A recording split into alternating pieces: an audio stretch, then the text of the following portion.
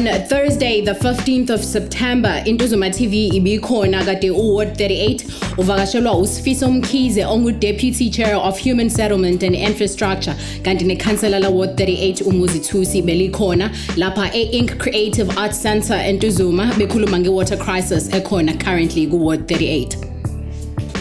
For Human Settlement and Infrastructure Committee, besikade esilindele no-Deputy Mayor kodwa kuyasho sihlale ukuthi ukhona la sekusukela khona. Ngicela ukuthi nje without delay nginamukele lo mhlangano namhlanje engithemba ukuthi uzoba mfishane, it's going to be straight to the point esihlangene ngayo okweyamanzi. Sanibona mina ngosfiso Mkhize Ikhansela emkhandlwini wethu. Mase ngiphinda ngiba Deputy Chair wa Human Settlement and Infrastructure.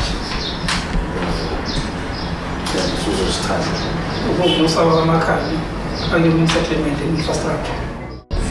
The purpose yale meeting yethu ukuthi sizoveza izikhalazo zethu noma unganami ngesimo samanzi esibhekene naso ewadini yethu. So if nginganikeza nje just a brief background, stand sine challenge yamanzi sinamavideo yawo 8 la ewadini yethu. It's only 1.5 VDs eziba namanzi constant supply. Unfortunately lo munye half ila ngihlala khona, so asibi nayo inkinga yamanzi. Now okuba difficult ke kakhulu because community mangabe idlulisa frustration yayo ibone ngazathi mina ngenza ngamabombi because mina ngi right la ngikhona.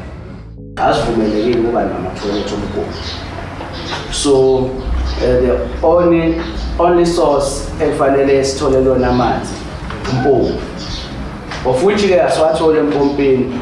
It's been years futhi, it's not something that is new. Mhlambe singathi create ama-floods. It's been years. Sengike ngaba nama-meetings nobaba uMsweni ngo-October, ngambiza ubaba uMsweni senze walkabout ngamkhombisa la ekunama-challenges khona. Still ama-challenges remain unresolved. Okubuhlungu kakhulu-ke okwenzakalayo kuthini ukuthi mina nje I would say i-team area manager, superintendent, senior manager, they are letting us down big time. I'm saying this because sinedam now NR7. Lo NR7 a few weeks back ngike ngamfonela Patrick Pierre ngimbuza ukuthi nje okay namhlanje because amanzi kuyenzeka sibe nawo mhlawumbe once after 2 weeks. Ngibuza ukuthi why ke singenawo naku kuphela 3 weeks amanzi singawatholi. Wenze njani manje?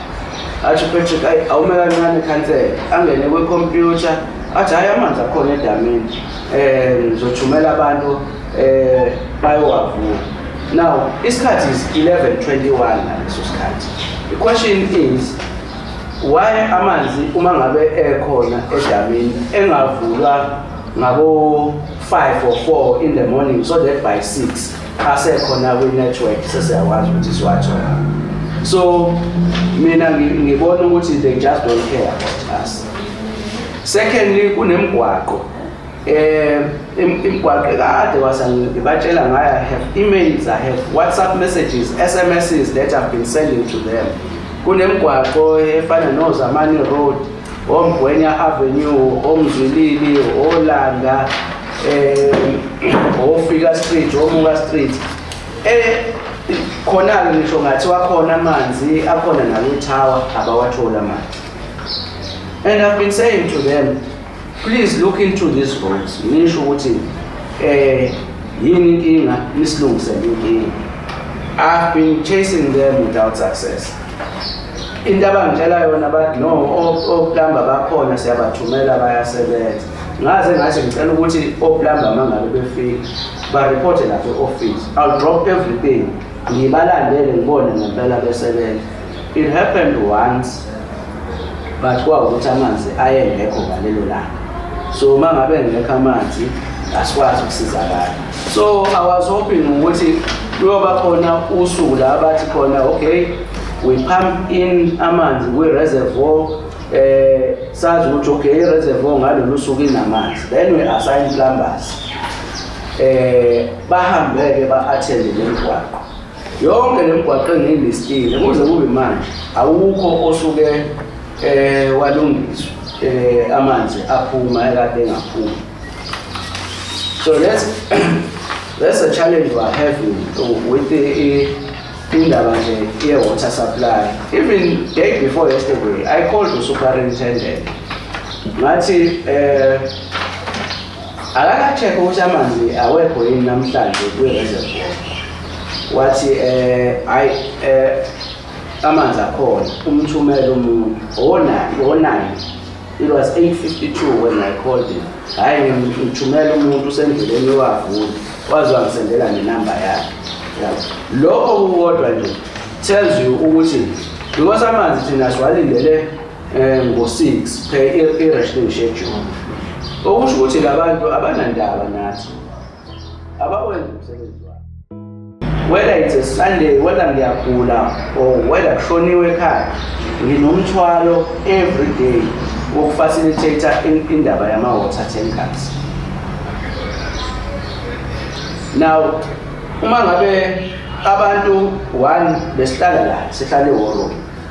2 months back sithe umphakathi wayidisrupt i-war room. What there's no point ukuthi uhlale i-war room. Every meeting isireporta into yamanzi. Akukho kwenzakalayo. I-office lika-Premier kade lisirate as one of the best war rooms eThekwini ngendlela ebesiperforma ngayo. But for the past 2 months besingahlali. Even yesterday kufuneka sihlale asisakwazi ukuhlala because abantu bathi nje masike sanithola nibamba lama meeting ebengasiza ngalutho sizovane senishisa. So we can't take that risk because lento yamanzi has been raised over and over again. Even on the 18th of January ngangisendela i-office likameya i-email as i-war room si-complaina ngama-challenges esinawo, sicela intervention akaze kwenze. On the 28th of December ngangikhuluma ne-team yakho yaka-water requesting i-assistance with regards to into yamanzi. Asisizwe umphakathi wahamba last month wadecide ukuvala i-mall, wavala uDumsani Makhaya highway ngayo le frustration yamanzi. Office likameya came kwafika nokhansela Sabela and then we were addressed and we were promised ukuthi within 5 days i-water supply will be restored.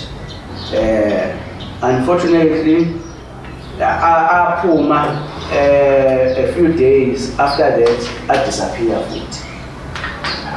Uma besiqala ama-weekly meetings ne-team yakho ulunga no area manager uma ngabe sikhuluma egcineni into evelile ile email that I've printed la abathi khona i-challenges with the pumps but as a return lifespan now, so they need to be replaced. Then I asked one question ukuthi njengoba financial year iqalile, did they include ngesikhathi kwenziwa i-budget for this financial year, did they include lama-pumps kwi-budget yaka-water and sanitation? It's been I think 2 weeks or 3 weeks. I'm yet to get an answer. So we are hoping ukuthi sihlale uzokwazi ukuthi usilelele kulama issues because thina sikudingayo sidinga amanzi empompini like every other citizen. Yilokho esicelayo. uqe ngama-drones plan.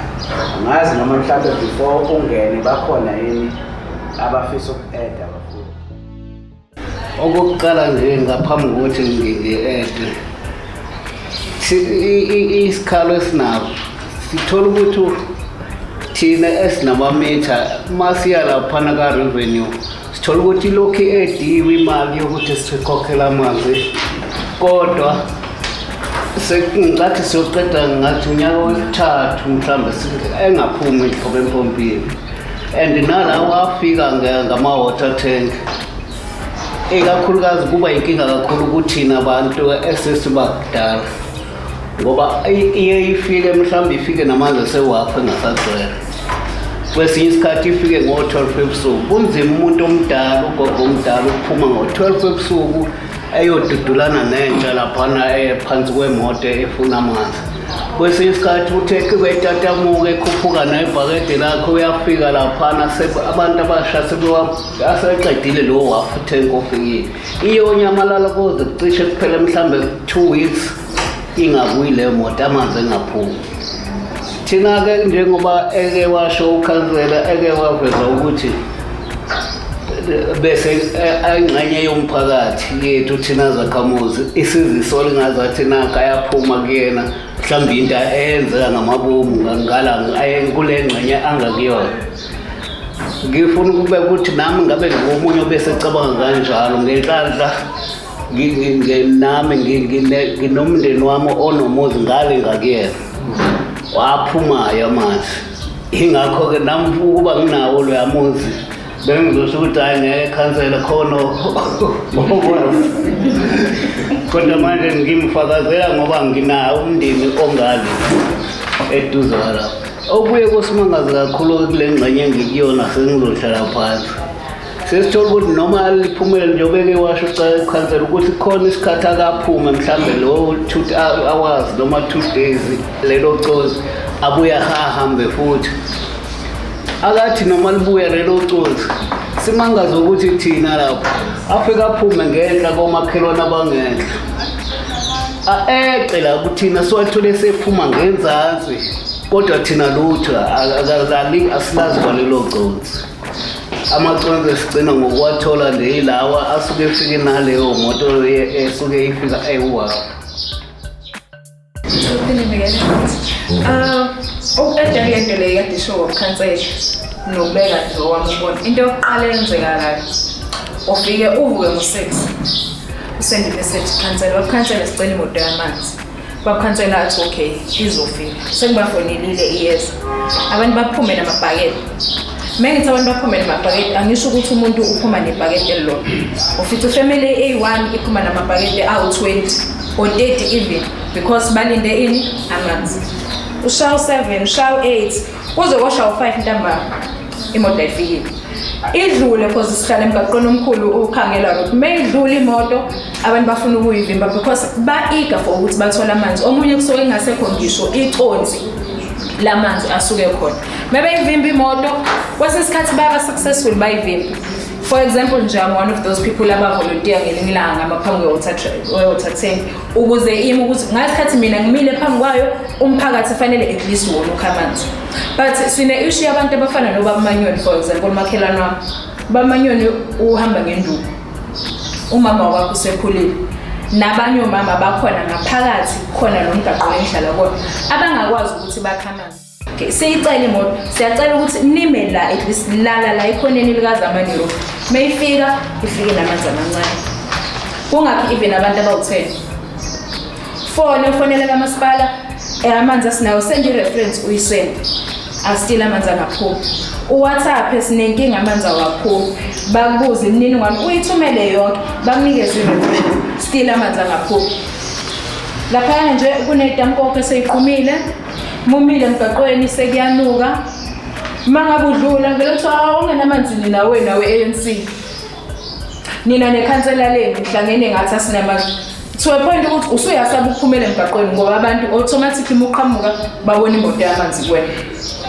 Muthi awazi ukuthi imoto yamanzi izofika nini, abantu bakubuka kabi bakukhulume kabi ukuthi hayibo laba amanzi shuthi bona banawo, shuthi vele ebusuku nilethelana amanzi ngoba enye problem yenzekayo imoto mengafika ngemini Vele sinawo la kuthethe nje yinye amanzi esingamcela yethida bahloniswa ukuthi bazoxhumana nalabo abaphumana ukuthi sithole i-report back ukuthi siwathola nini amanzi ahamba la semabhayibheli. Siyabona kumabhodo amamadodana manje siba amanzi lawa asempompini siwathola nini, sicela ukuthi bazofuna mhlawumbe ukuthi bazosibuyisela nini impendulo ukuthi hayi siwathola nini amanzi. Nathi esicelayo nje simthuma uNosikhulu ukuthi nje akeniye kulo mnyango lekho lenamanzi sathi amanzi siwathola nini amanzi, ngoba ukungezelela lo okunye lapho le nkinga lesibhekana nayo amanzi mina ngokuyibuka kwami ibeka litho impilo yekhansela lethu engozini, ngoba one day abantu yenga yabo bayikhiphela kulona hayi ngalendlela awona amanje bamthuka ngedembu lakhe Facebook sekuncane lokho khona kuzokwenzeka okukhulu nomndeni wakhe nje futhi kuthiwa ngoba phela njengoba unanamanzi mhlawumbe yena akekho kwenzeke noma yini ngenxa nje yalamanzi yodwa. Ngiyacela nje ukuthi ke sicelele nje ngasilungisela amanzi. Kwamanye amawadi amanzi ayaphuma, kwamanye amawadi la kule 38 development wezikhambi amanzi iyaqosa. Imoto mozoyifonela kumane kuthiwe hayi kulungile ayizofika imoto moyithi mayizofika mhlawumbe imoto eziwu2 iwadi iyodwa uyayibothi kahle kangakanani izohamba amalodi amangaki ukuze ukwazi accommodate wonke umuntu endaweni. So into yethu ithi ngicela nisilethe loqamba bazokwenza umsebenzi wabo ngendlela okuyiyona thoroughly ukuthi inspection yakhona ibe indlela okuyiyona yona ukuthi ayilandele njengoba ivele injalo ukuthi kahle kahle kwenzakaleni. Mina ngizokulinganisela la ngihlala ngakhona kukhona uPhepheni Road aphuma amanzi Phepheni Road, uSigodo Road hayi uSigodo Road aphuma kuzothi kuzaze road aphuma amanzi. Kunama complaint athi imoto zamanzi silethela amanzi angcolile. Exactly. Asikho sure ukuthi kahle lamanzi asuke lethe emphakathini asuke njani asasiwazi sukusho kahle ukuthi iqhamuka imoto esizosithela lo manzi thina njengenamalunga omphakathi sisefika ngani nina manzo phasisa lento yamavatekani kwakho lohlala khona awuphuza imoto yamavatekani ngaso isikhathi sinalento yokuthi kahle kusho ukuthi umkhandlu weTheku awunandaba nomphakathi akaze kuze kube nenkinga yamanzi until 2016 nina wamanzi bakuzo nani inina ke nisidayisayo uyabona nje baba ngikhuluma ngani ngithi ukube imandla kaZulu nesicalwazi ishiya phansi ithi akufundwa ngakade ngijimile umasipala bese kuzoba yinina ke nani ngibikizela nge-enrollment yo 2009 angazi ukuthi ngifunda kanjani ingane ziya kanjani ema-toilet ukuphuzwane kudliwane omama babaphekayo ngiyangibabona bethola amabhakede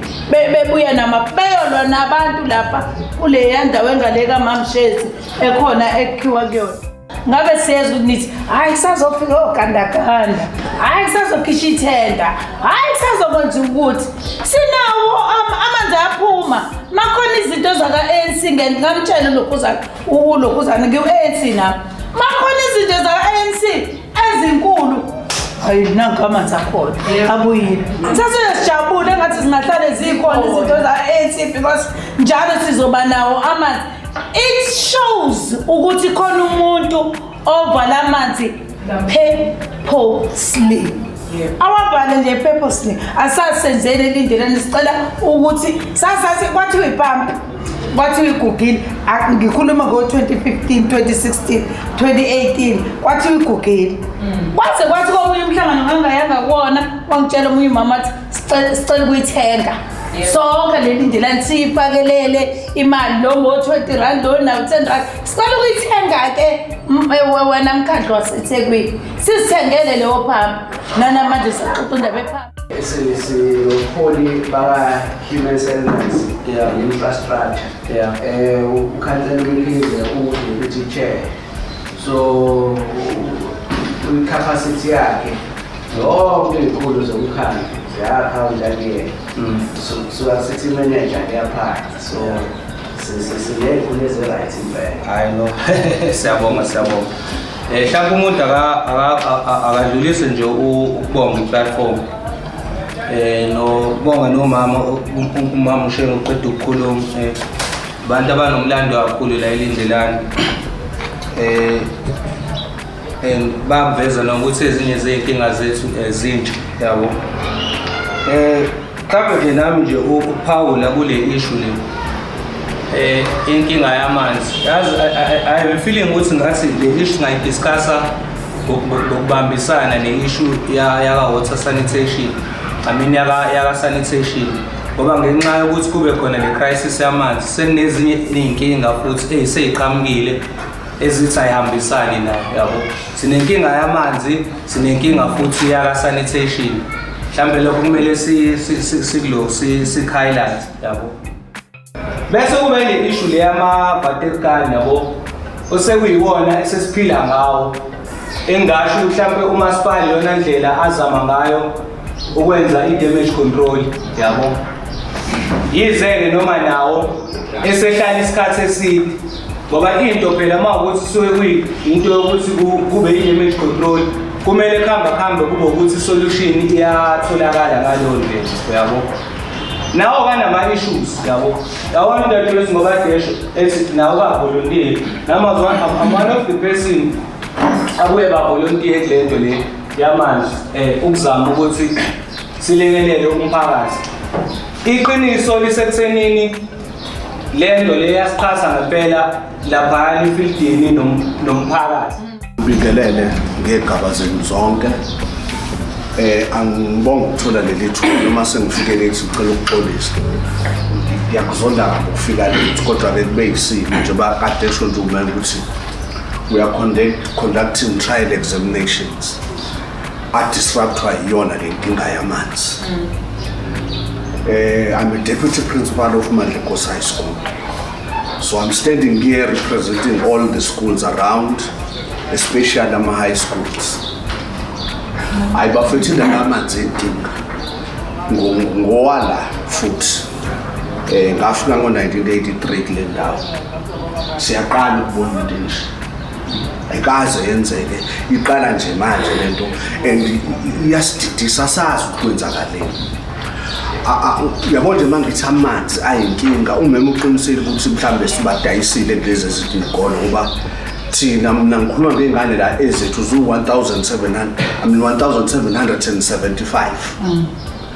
Ngitsheleke lezo ngane ngekho amanzi kusukela ekuseni. How do you survive? Disrupteka yonke ukufunda. As I speak to you, silindele izikhulu zisho and sizoyitshela because abazali sebevele bafonela ku department nongqongqoshe futhi noma ngafika, we don't care. We have suspended ama-class grade 8. Grade 8 wethu nje awukho, sithe uhambe nami shishe sawubhalisa ngoba azidli ingane ekuseni akuphekwa. Uma ingasadlili ingane ayi-understand, zibona othisha nje behlanya bengafuni ukuyiphekela ngoba ukudla nakho siyakubona khona, uzopheka kanjani amanzi engekho. So we took a decision, no, because we are managing the situation, man, something umuntu ngaphandle. Asiyibhalisa ingane grade 8 wenze njani uhambe. Laba basele grade 10 and 11 usele ngoba amaphepha abo aqhamuka ku department, so we can't budge bona ngoba ngiseni njengoba bebhala kuyimanje. Now ithi into lezi ingane lezi esikhuluma ngazo grade 8 awufundile for 2 years njengoba ufika kuthina ngonyaka just because of i-COVID. Now isilabhaso iqeda njengoba sesibhathile sathi azihambe ziye emakhaya because awekho amanzi esikoleni. Nanka amathanga last nenhlanhla kuthina basifakela u2 amathanga 10. Into ebeseyenzeka ngesikhathi se-COVID ngoba through njalo kungakhona kwawo amanzi umphakathi busuyivimbi imoto ezithatha amanzi la ngaphakathi esikoleni. So I had njalo ekuseni ngidrive ngiyele eDepo ngiyosusa iwaterkan ngize nayo mangiqhamuka bengivimbi makuqhamuka mina abantu bayangathi hayi uthisha wasemandle Nkosi ngithi hayi bafethi mina bangidedele ngidlule ngisho ukuthi ingane nje yazikwazi ngemathwele asikwazi ukwenza lutho ngidedeleni iye esikoleni. So that has been my duty ke leyo ukuthi njalo ngilande lenzathu iwaterkan uhambe kwahamba kwathiwa le program njani isiyekile asingabe seze nzansi ukolanda amalokhuzana ama-waterkan. Hayi-ke ufone kuze kuphele yonke airtime ayiqhamuki i-truck ayifiki. Kanti amathanga besisiza ngani awu-2 so 2,000 liters lo bebefike bawafaka then sesiyazi thina ukuthi at least uma ekhona amanzi emathenkini siyaphuma ngo-1 bazopheka bafuhluzeke lapho-ke bafuhluze ayikho into esingayenza mese behambile so kufanele kuqashwe abantu-ke abazokwenza ngoba iy'ngane zenu azifuni ukuyiklinela siqashe abantu baphinde bezokwenjani bazohlokodla kukhiwa amanzi kuyothelwa bahambe siyazi ukuthi kusasa-ke bazofika amanzi enjani eclean akusenzeki-ke awekho into-ke engikhalisa kakhulu kunayo yonke emnyangweni ukuthi uma uhambe emgwaqeni singeke ngacela ubhuti wami laphana uphana umtshalo wayinika isikhathi weza washiya imoto le kude sahambe iwadi ngenyawo naye waze wathi aphinde ngimcuphile wathi ngifuna ukubona khathi ukuthi ngiyakwazi ukuhamba kodwa uthe seyibona into kwaba kuhlungu nakuyena amanzi ayaphuma ngezandla elokishini wachaza hayi laba tuthole la damu okay thina siduthele idamu elingala lindelayo kodwa uma usubheka amanzi khona la uthi indawo kaphinde angene khona ayaphuma emgwaqweni khona uthi uma uwela umgwaqo uza ngalanga ngezansi awasaphumi kumina uthi kanjalo phela indawo yehlele kufanele amanzi agcine kulo lapha ngezansi kodwa wasaphumi kulo lapha ngezansi iyinkinga le uma uhamba emgwaqeni uhamba sisokuthiwa umpangele khona indawo ufika kuyona uqhumile umgwaqo kancane ayamfipha amanzi osho ukuthi amanzi akhona emapayipini ngaphansi kodwa ubuya la kulo muzi olapha nomgwaqo awaphuma amanzi empompini la manzi afipha laphansi shuthi liqhumile ipayipi ngelanga oza idemi liqhume kakhulu libhasi ipayipi amanzi aphinde angene emzini abantu kune-project ela into zomabili kuyasetshenzwa khona isiwo bathi besezokandakanda bashaya ipayipi leli elamanzi ngaphansi laqhuba angele emzini abantu amanzi kodwa amanzi awekho endaweni awaphuma empompini uma besebenza la ngaphansi liyaqhuma ipayipi ayaphuma amanzi kodwa wafika kuthini ngicabanga ukuthi ukuza kwethu sekusho konke kwasikhulumela into zomabili into zomabili la nenkinga khona kakhulu engekho khona amanzi hayi ukuthi awekho khona la kuvalwe khona kahle kahle kufanele kuzovula siyacela ababakazi bazosicheckela kulezi ndawo zesikhala ngazo because manje la igugwini kungezathu akhona kuyimanje ngoba ngisola e-ofisini akhona kuyimanje kodwa ngapha egqumeni awekho amanzi silephila nge-water tank please siyacela ukuthi nisizakale because kusizakala nama-opposition asibhala ku-Facebook yemidingo zifa ngaphansi baqeda amanzi yilokho nje base ngithumela ithimba nizosicheckela kunalezi zinto lezi engazibizwa ngama-BV PRVs lezo zinto lezo because kunamapayipi aphakathi linokuqhuma nje leyandle ipayipi eliphakathi liphuma amanzi kwaphuma 3 days amanzi engene emzini abantu okutshengisa khona ukuthi amanzi akhona zikhona nje lento zomabili ziwu-2 ziqhume iphuma amanzi please ilokho nje leyo isicelo sami ukuthi sicela nizosicheckela kuvule kufanele kuvule khona abantu bawathola amanzi. No, siyabonga khansela. Yabo mina ikhona indawo ekuyaye kuthiwe i-reservoir empty kodwa amanzi ayaphuma khona i-area nje ngisaba ngisho ukusho ngoba uma ngabe ngisaba ukuthi uma ngiyimention azoba navalwe lapho because akhona amanzi ayatholakala ukhona indawo la eTuzumasingi engabiza ngacela oplamba saya nabo ngabakhombisa la amanzi ayampimpa epayipini umphakathi awunawo but amanzi ayampimpa la epayipini khona ipayipi ampimpayo kulona elikhulu khona omunye umuzi la kuphilani road bathi isiphethu kodwa uma uyibuka le yanto akusona isiphethu lesakhe uyabona ukuthi kunepayipi elila ngaphansi ayithukho plamba ngabayisa lapho futhi ngathi ngiyacela ukuthi ni-investigate lento because ngiyasuspect ukuthi ulayini lo ohambayo onamanzi so ivalidate nje ukuthi thiwe i-reservoir empty kodwa khona i-community enawo amanzi khona la ewadini ewathola khona lapha edamini Ngisaba ngisho nanokusho ngisaba bazovale bawavale wayikhona.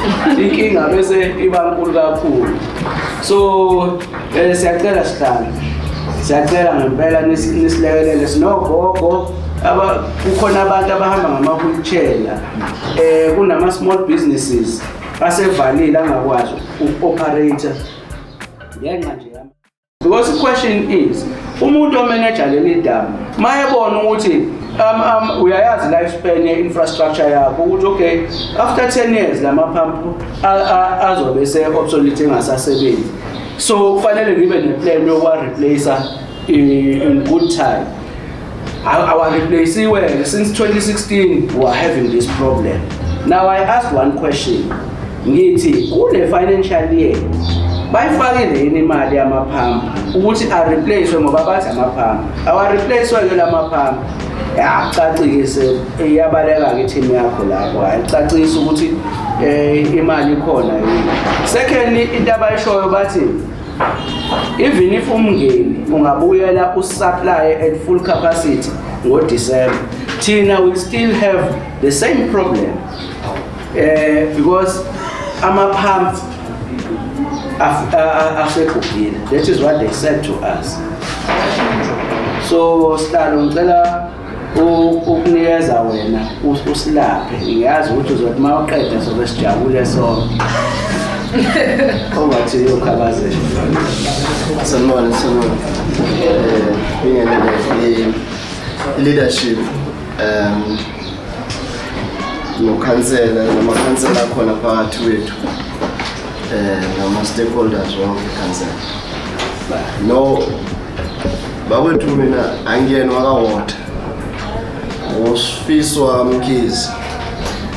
Ngizela ngizolalela iy'nkinga zakawota, so kuze ngiyithathe ngiyise kawota, uwota azolungisa iy'nkinga zakhe. But on a serious note ngiyasixolisa. Yazi problem yami njengoba ngihleli la ngilalela, nginenkinga yokuthi ukube benicomplaina ngesingisi ngabe kufanele ngabe khona ngisho umeya nopremier la endlini. Enxa ukuthi nicomplaina ngesizulu niyohlala nami-ke kanje. Hayi ngiyayisho. Into engiyishoyo ukuthi kubuya sengathi bayashesha ukuzwakala laba abacomplaina ngesingisi kunalaba abacomplaina ngolimi lethu. Asikwazi ukuthi fana ngabe sesihlale nale nkinga isikhathi eside yangalo sikhona as leadership and asikaze safika la ukuthi sizobona ukuthi yini esingasisenze. But i-problem edaleke manje la uthi ungathi sinazo zonke impendulo zakhona. Injani eyala manje angikhuluma into ephathelene nobuhlanga, ngikhuluma indlela isystem yobandlululo esiyasihlela ngayo ukuthi singanakani thina sodwa, thina ndlu empisholo. Kodwa mangabe kukhala abanye sisheshe sigijime kakhulu, sisheshe sibanayo. Okufanele sikwenze ukuthi sibanake bonke ngejuba lefanayo abantu base-South Africa. So kule amanzi siyaphoxeka kakhulu indabeni yekole. After floods ngo-April saba ne-meeting ne-district education management education no-district director wayekhona nomunye ucolleague oheda infrastructure ya-education wayekhona and others. Sayidiscuss indaba yamanzi ezikoleni, in particular amanzi ne-access, because siqeda kudlula iy'khukhula, so ezinye iy'kole engangeneki kuzona, ezinye uthola ukuthi azinawo amanzi nayo yonke into. Sayixoxa nje sadaneni sicela basilethele thina ekutheni sibone ukuthi ayikho nenye imizamo engcono esingayenza ukuthi iy'kole zithola amanzi. I think kufanele siphinde sivuselele leyo meeting yethu, leyo program yethu, because sasivumelene ukuthi sohlala ngokuhlangana, then so sasesithatha iprogram yethu sayibeka ku-OSS. So kufanele sibuyele lapho, kufanele ngabe siyakwazi ukuresponda ey'koleni mangabe bethu iy'kole azinawo amanzi, ngama-water tankers, fanele iyakulaza usenzele kwalula mangabe unawo ojojo tank ukuthi sifike sithele lapho, then so ayikho into esuyenzima lapho. So sinothile le kodwa eclinic ikhansela kuyafanana siyokhuluma ne-management eclinic. Abantu abakwazi ukuthi ba-treatwe ngale ndlela uma benalezi sifo. Whether i-problem kube idalwe amanzi or i-problem ayidalwanga amanzi, i-problem ikhona nje abantu bayagula emphakathini. Bayakuvumelekile ukuthi umuntu umegula emphakathini, umuntu omsizayo eclinic ashawude ukuthi uphethwe yini nokuthi nini kukanjani. Leyo nto kufanele siyikhulume nje eclinic. Whether ithinta thina lento namanzi noma isithindi namanzi noma kathiwa ikuphi ukugula khona kufanele sikwazi ukuthi sikhulume.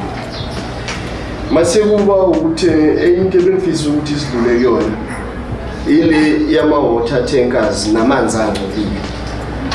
Into ebesicela la ukuthi ayingabe sahamba i-water tank amifike namanzi angcolile. Ingabe sisayidedela ukuthi iqhubekele phambili. Ngoba uzolimaza abanye abantu. Manje navumelana ukuthi amanzi angcolile kune-water tank kufanele siwatheste amanzi. Umuntu oqala kufanele imthinde ngokuphuthume ukhansela. Ukuze akwazi ukuthi into abantu abomnyango bakwazi ukuthatha le water tank, bakwazi ukuwathesta amanzi. Ngoba enye sike saba necase ethi ayifana kwenye indawo bathe amanzi enu angcolile. Asengithi mina nazi kanjani basebethi because untombazane wala uphuze amanzi akhiwe kwi-water tank then waseyakhishwa isisu. Masengibuza ukuthi kulo mgwaqo yena bangaka bawaphuzile ndibantu bareacte kanjani kuona basebethayi no sonke kulo mgwaqo siwaphuzile kodwa azange siphatheke azange sigule thina kugule nawo untombazane wena. Then so kwaba nzima ukuthi sifinyelele ekutheni sithi ngempela amanzi aphuma kwi-water tank. Iqiniso lithi kuzokwenzeka ukuthi umuntu afike nesitsha esingahlanzekile kahle hle. Then abesethela kusona mase kuba khona ukugula. Kodwa futhi singeke balekele ukuthi amanzi angaba contaminated. Amanzi ke awi-water tank. Kuphela sazi ukuthi amathuba ngendlela esikhande ngakhona isystem amathuba ukuthi amanzi angcolile atholakala. Khona izinto esokwazi ukuyilungisa namhlanje. Khona izinto esoyilungisa eziqhubeka. Then so into ezokwenzakala moving forward ukuthi kufanele sifike la nabantu abaziyo ngale problem. Bengafunanga ukubatshela ukuthi sizoza la wabe bezolungisa besofika la kuphuma amanzi. So ngase ngibatshela izolo ebusuku. So ngibona ukubaza izolo ntambama. So ngibona ukubathatha leyo advantage ukuthi ngibazumile ngabatshela kanti kahle vele khona la bekulindeleke vele ukuthi siye khona nabo. Uma uthi abekho lapha engabe sikhona la khona deputy mayor befanele size no deputy mayor la Saturday. So qala lapho waqala ka-early kulenye program.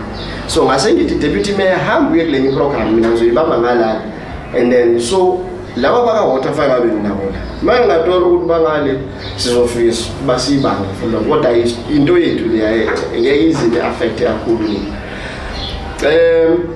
so sizofika la nabo bawusitshengisa ukuthi inkinga ukuthi ningabi namanzi kusukela ngo-2016 ekuphi nokuthi izobiza malini okay sebeyikhostile ukuba sebekwenzile ukuresolve inkinga. And then so step by step uma bethe next month senza ukuthi sithi mhlakabani kuphi kansela ngafika zo-observe uma bethi ngale yanyanga senza ukuthi mhlakabani kuphi ukhansela ngafika kuzo-observe mhlawumbe azodenela ngafika nonke njenge-committee sithi this is how we are going to handle it. So ihamba ngama-step by step kanje.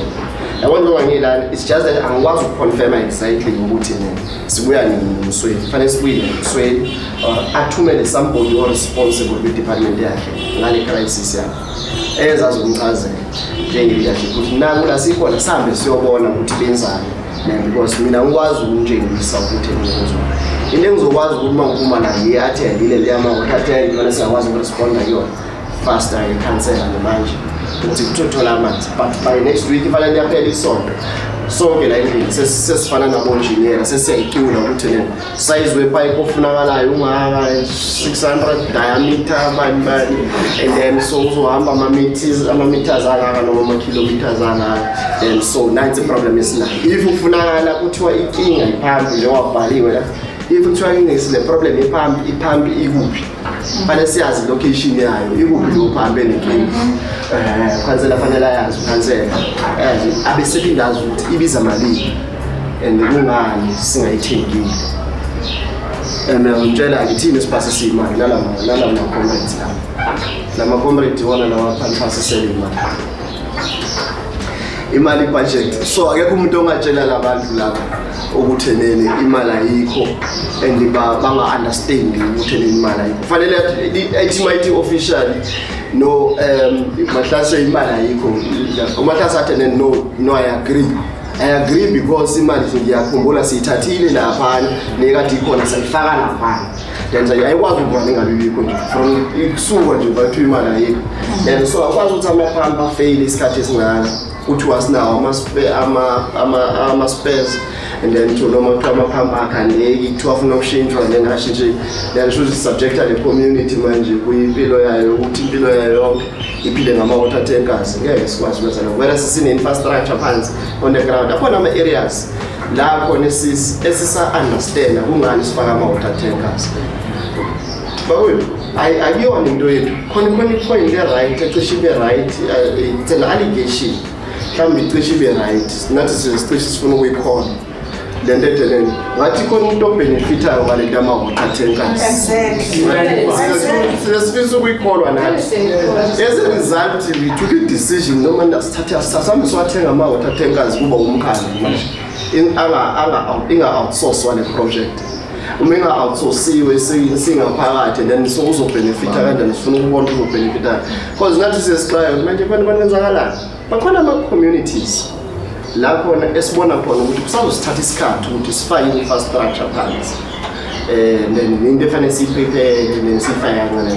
Therefore kulawo ma-communities sesibajwayezile ama-water tankers sabasiqhubeke manje sibasupply amanzi basabafica beyiphuzela emifuleni abantu bakithi ey'ndaweni zasemakhaya safike sabafakela amanzi sabanikeza amanzi thina ama-water tankers sekuyithina ukuhambisa ama-water tankers. Ngeke sihlube leyo responsibility.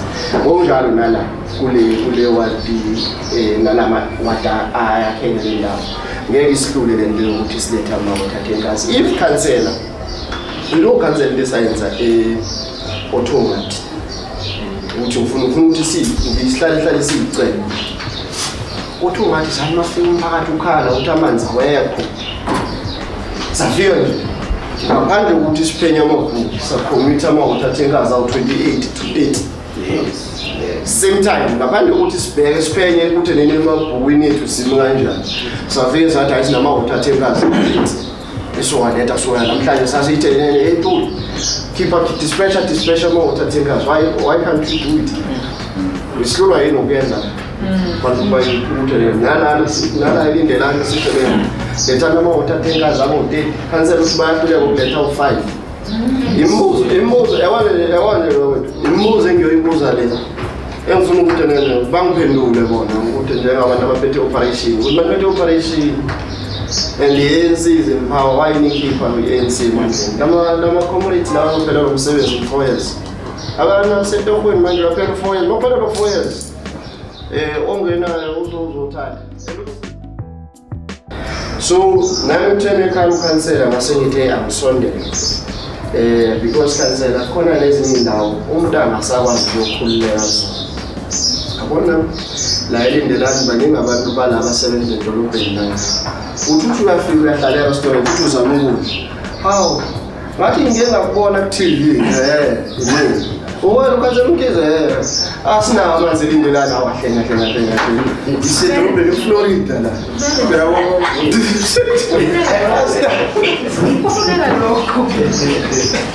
you know uyazi ukuthi ubani wenza leyo nangiyona sisiwe I think usebenza la Florida. Usebenza la Florida. Ayikho ikhansela le-ANC edlula la sisi. Ehlala Florida. Uma wabona imoto ebhala u-NDM uyakuyona ibuza kulona ikhansela.